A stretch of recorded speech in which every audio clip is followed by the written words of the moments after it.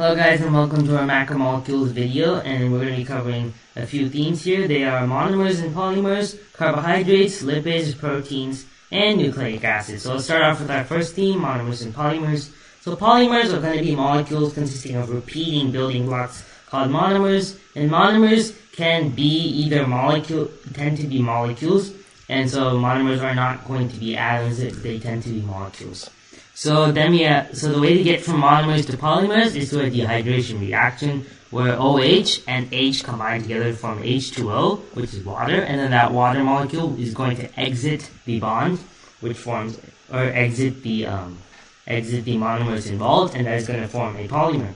So to go from polymers to monomers, we need hydrolysis. So that means that the H2O is going to join the covalent bond, and that ends up breaking the covalent bond. So then we have carbohydrates. So carbohydrates are sugars or polymers of sugars. So you have three types: monosaccharide, disaccharide, and polysaccharide. So monosaccharides are just have the following formula: CnH2nOn, and the N represents any integer. But oftentimes we see 5 sugars, so where N is 5, or we have 6 for N. So all monosaccharides are going to have at least one carbonyl group and multiple hydroxyl groups, and the location of this one carbonyl group is going to determine whether we have an aldose or a ketose. So an aldose is going to have the carbonyl group towards the ends of the molecule, whereas a ketose is going to have the carbonyl group in the middle of the molecule. A really famous and important example is glucose, because it has lots of applications in photosynthesis and cellular respiration. Monosaccharides, you can draw them out linearly, which means two-dimensional, or in ring form, which looks kind of like a hexagon.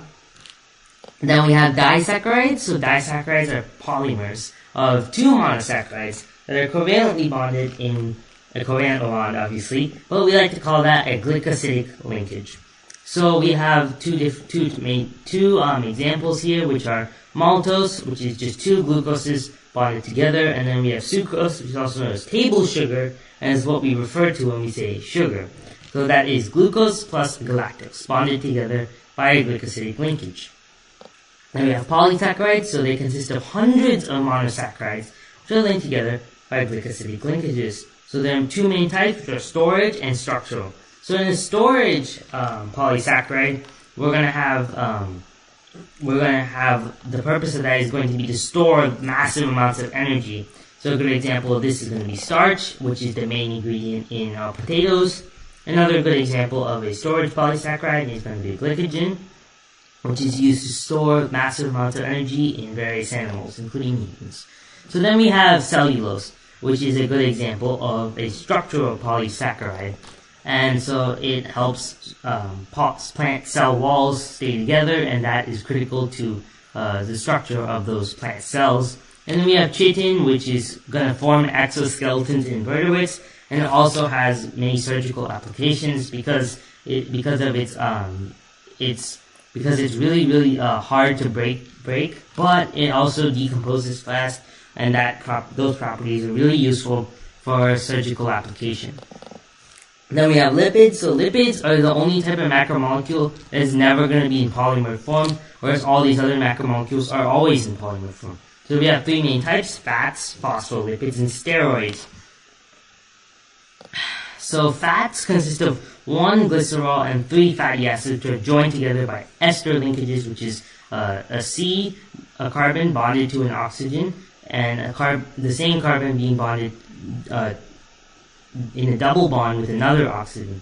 So saturated fats are going to lack double bonds, whereas unsaturated fats will have them in cis form. Trans fats are going to consist of unsaturated fats whose double bonds are in trans form instead of cis form. Trans fats tend to be the unhealthiest of all the fats, with saturated fats coming in next in the unhealthiness ranking, and then unsaturated fats being the healthiest among the fats. Then we have phospholipids, which are fats without the third fatty acid, which is replaced by a phosphate group, which is PO4, which is PO4 being a -2 ion, which has -2 charge. So the chemical properties are really unique because the head of the phospholipid is really hydrophilic, and the tail, however, is really hydrophobic. Then we have steroids, and steroids are molecules with modified rings of carbon, and so a good example would be cholesterol, which is really, really important to form lots of hormones in the human body. Then we have proteins. So proteins are made up of monomers called amino acids. There are a few types: enzyme, defense, storage, transport, hormonal, receptors, structural, and motor. So those are some examples of types of proteins and their functions. And then so there are 20 different amino acids, which again are the monomers in proteins, and they can vary in chemical properties. Then we have polypeptides. So polypeptides are formed by the linkage of amino acids in dehydration reactions. So correct folding or bonding of these polypeptides results in protein. We can't just have polypeptides because just having polypeptides isn't going to do the jobs that a protein is supposed to do in the body or of any organism. So we have to have the correct folding or bonding of these polypeptides for the function to be executed.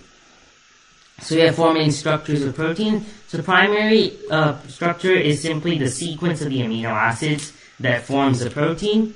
And the secondary structure is the hydrogen bonding between different parts of that protein. Tertiary is the overall three-dimensional shape. When we look at the protein in the microscope, then what does it look like? That's going to be the tertiary structure. So we have a quaternary structure, and that is basically what polypeptides are involved in the protein, if there are multiple polypeptides, and then how they interact with each other. That is going to be quaternary structure. Let's talk about our final theme, which is nucleic acids. So there are two main types of nucleic acids, as you may know, DNA and RNA. DNA stands for deoxyribonucleic acid, and RNA just stands for ribonucleic acid. So DNA is going to synthesize itself, which is really unique among macromolecules, and then it also is going to provide RNA direction for synthesis, as you'll see later. Monomer for nucleic acid is the nucleotide, just as the monomer for a protein is an amino acid. We have the nucleotide being the monomer for a nucleic acid. So nucleotides, which are the monomers again, are formed of a pentose, which is a 5-carbon sugar, and then we have a phosphate group, which is PO4, which is an ion with a -2 charge, and then we have a nitrogenous base, and this can be adenine, guanine, thymine, cytosine, or in RNA it can also be uracil. So then we have the fact that DNA's instructions are executed, and we like to call this gene expression, by mRNA, which is messenger RNA synthesis. So the DNA is going to synthesize this mRNA, and then when this mRNA is synthesized, it's going to be reacting or interacting with the ribosome, which is a organelle of the cell, and then the ribosome is going to be producing a polypeptide based on the instructions from the mRNA. So when we talk about DNA sequences, we're always going to talk from the 5' end, and this 5' end indicates the carbon number when we draw out these macromolecules in ring form, which, as I said earlier, looks like a hexagon. So we're going to read from the 5' end all the way down to the 3' end. So DNA is going to run anti-parallel, which means one of the strands in DNA is going to run from the 5' end to the 3' end, and the other strand is going to run from the 3' end to the 5' end. So hydrogen bonding is the whole reason that DNA is being held together. So we have to cover DNA base pairing, and that is going to be the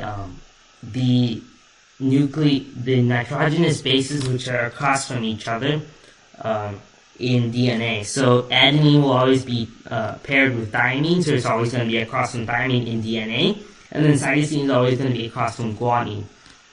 So we have a similar system in RNA, but RNA is single-stranded, so the way it's going to be doing this system is it's going to be binding with other RNA molecules, or it may bind to different regions of itself if the RNA molecule is long enough.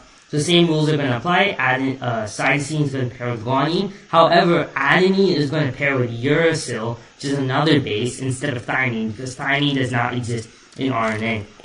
And RNA is really important because scientists believe that before DNA became prevalent, it was RNA that had DNA's major functions. So I hope you liked our video on macromolecules. Please subscribe and like, and thank you for watching.